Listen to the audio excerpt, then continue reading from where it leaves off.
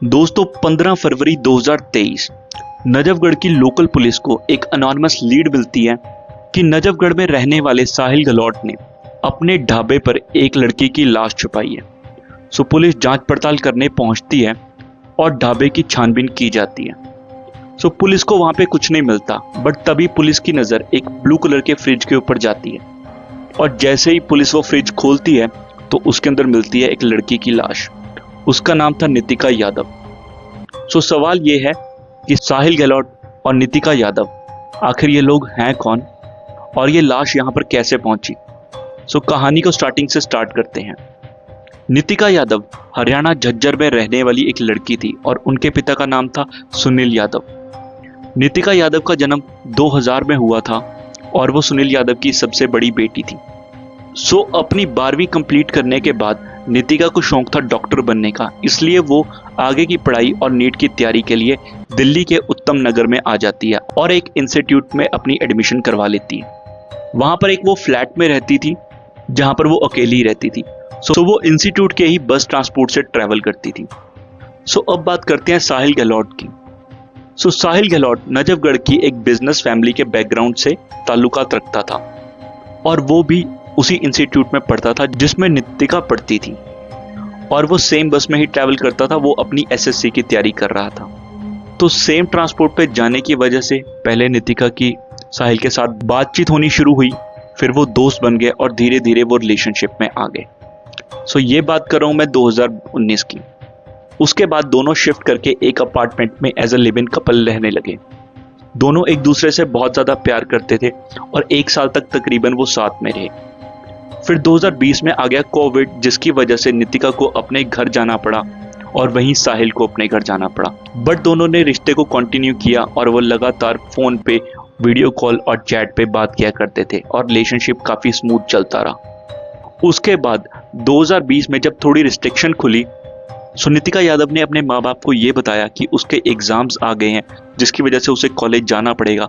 वहीं साहिल ने भी अपने घर पे यही बहाना लगाया। तो दोनों वापस फिर से आके लिव इन में रहने लगे। उसके बाद उन दोनों को एहसास हुआ कि वो दोनों एक दूसरे के बिना नहीं रह सकते और दोनों ने साथ में जीने मरने की कस्में खा ली। उसके बाद उनका जो फर्स्ट अटेम्प्ट था नितिका का नीट में और साहिल का एसएससी में, दोनों अटेम्प्ट में फेल हो गए।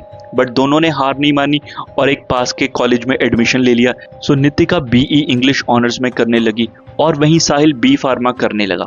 सो दोनों ने और 2 साल इकट्ठे बिताए और उनका प्यार परवान चढ़ गया और दोनों एक दूसरे के बिना नहीं रह सकते थे और एक दूसरे से बहुत ज्यादा प्यार करते थे।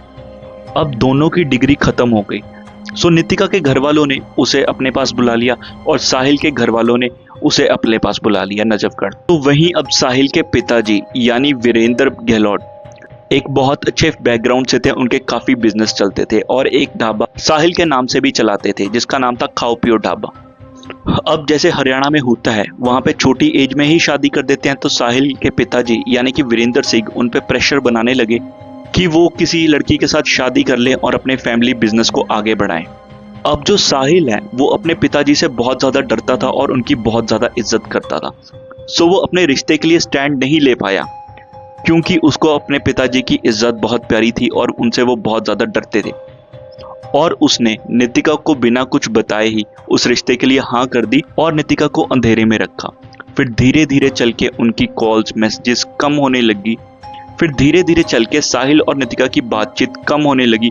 सो नितिका को शक पड़ा, बट उसने इस चीज को कभी भी साहिल के साथ डिस्कस नहीं करा और दोनों जब भी मिलते थे तो नितिका बहुत ही नॉर्मल तरीके से बिहेव करती थी। और वहीं साहिल ने भी अपने पिताजी द्वारा चुनी गई लड़की से एंगेजमेंट कर ली, बट फिर भी नितिका को कुछ नहीं बताया। सो नितिका को किसी अपने सोर्स से पता लगा कि साहिल की शादी बहुत जल्दी होने वाली है। सो इस बात का पता जब नितिका को लगा तो उसने साहिल को फोन करा और धमकाया कि तुम मुझे धोखा दे रहे हो, तुम ये मेरे साथ ठीक नहीं कर रहे, अगर तुमने मुझे छोड़ दिया तो मैं तुम्हें बर्बाद कर दूंगी, तुम्हारी सारी पोल खोल दूंगी। तो साहिल इस चीज से बहुत घबरा गया और नितिका जिद करने लगी कि तुम मुझे आकर मिलो।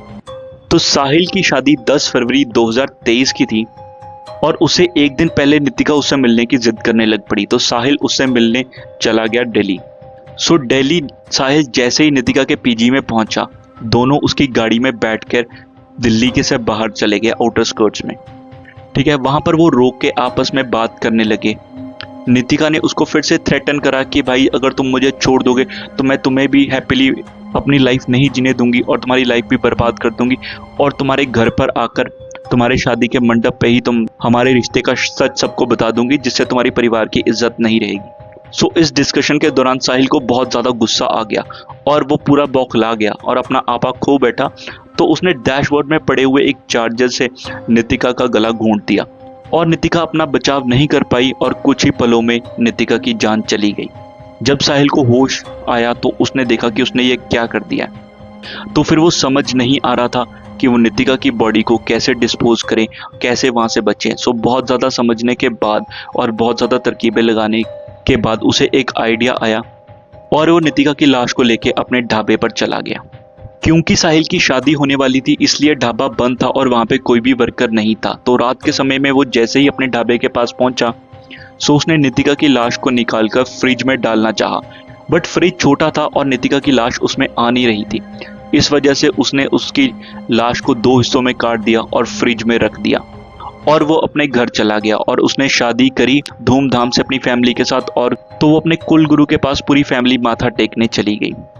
उधर जैसे ही पुलिस को अपने सूत्रों से टिप मिला कि साहिल ने ऐसे करके एक लाश एक ढाबे में छुपाई है, तो ढाबे से लाश निकालने के बाद अब वो ढूंढने लगे साहिल को। तो वो उसके घर पे गए, वहां पर कोई भी नहीं था क्योंकि सारे अपने कुल गुरु के पास माथा टेकने गए थे। 2-4 दिन के बाद यानी 15 फरवरी को जब साहिल अपने घर पे आया तो पुलिस ने उसको वहां से उठा लिया और उसने ये सब बातें अपने बयान में बताई। और उसने ये बोला कि उसने गुस्से में आके अपना आपा खो दिया, जिसकी वजह से उसको कम जेल मिले अगर वो पकड़ा भी जाए। बट ये पूरा सच नहीं है। दरअसल छानबीन के दौरान जब पुलिस ने नितिका यादव के कमरे पे रेड मारी तो उन्हें वहां पे कुछ फोटोग्राफ्स मिली। दरअसल वो फोटोग्राफ्स थी नितिका यादव और साहिल गहलोत की शादी की। सो दरअसल 2022 में ही नितिका यादव और साहिल गहलोत ने आर्य समाज के मंदिर में जाके शादी कर ली थी और उस चीज का जीता जाता सबूत था वो फोटोग्राफ। और इस चीज की कंफर्मेशन उन्होंने मंदिर में पुजारी से भी ली और उसने भी उस चीज को कंफर्म करा। सो दरअसल साहिल ने जो मर्डर करा था वो उसने अपनी गर्लफ्रेंड का नहीं, अपनी वाइफ का करा था। और साहिल गहलोत ने पुलिस को ये बताया कि उसने नितिका को ISBT के पास वाले इलाके में ले जाके मारा था। बट जब पुलिस ने CCTV फुटेज देखी तो ये सरासर झूठ था।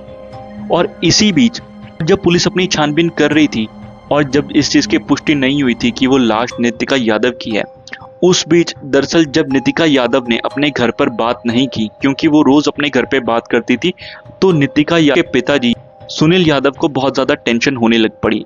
उन्होंने अपनी बेटी की सहेलियों को फोन करके पता करा वो कहाँ गई है। तो उन्होंने नितिका के पिताजी को बोल दिया कि वो मसूरी घूमने गई है और वो बहुत जल्दी वापस आ जाएगी। तो सुनील यादव ने भी उसको 1-2 बार फोन करा, इसके बाद तब तक उन्होंने पुलिस में कंप्लेंट नहीं करी। दरअसल जब पूरी बात सामने आई तो साहिल ने बताया कि जब नितिका ने साहिल को मिलने के लिए बुलाया था और वो उसके फ्लैट पर गया था तो उन्होंने यही सब प्लान किया था कि वो यहाँ से भाग जाएंगे अपनी फैमिली को छोड़कर और गोवा या हिमाचल प्रदेश चले जाएंगे, कुछ दिनों के लिए गायब हो जाएंगे। उसके बाद जब माहौल ठंडा हो जाएगा वो वापस आ जाएंगे। और उन्होंने मसूरी का इसलिए बोला था ताकि पुलिस उन्हें ढूंढती हुई गोवा या हिमाचल प्रदेश ना आए। उसके बाद जब वो रास्ते में उसकी कार में बैठकर जा रहे थे तो उनके बीच में लड़ाई हो गई और ये हादसा हुआ। और मारने का तरीका तो सेम ही था, बट साहिल ने नितिका को एक जंगल में ले जाके मारा था।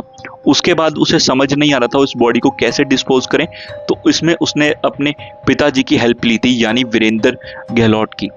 सो साहिल ने वीरेंद्र को फोन किया और पूछा कि पिताजी मेरे से ये सब कांड हो गया, अब मैं इसका क्या करूं। तो उन्होंने ही उसे ये सजेशन दिया कि तू बॉडी को यहाँ पर लेकर आ, हम दफना देंगे इसे बाद में, पहले इस शादी को निपटा लेते हैं। बट तब तक ही पुलिस को इस चीज़ की खबर पहुंच गई और वो पकड़े गए।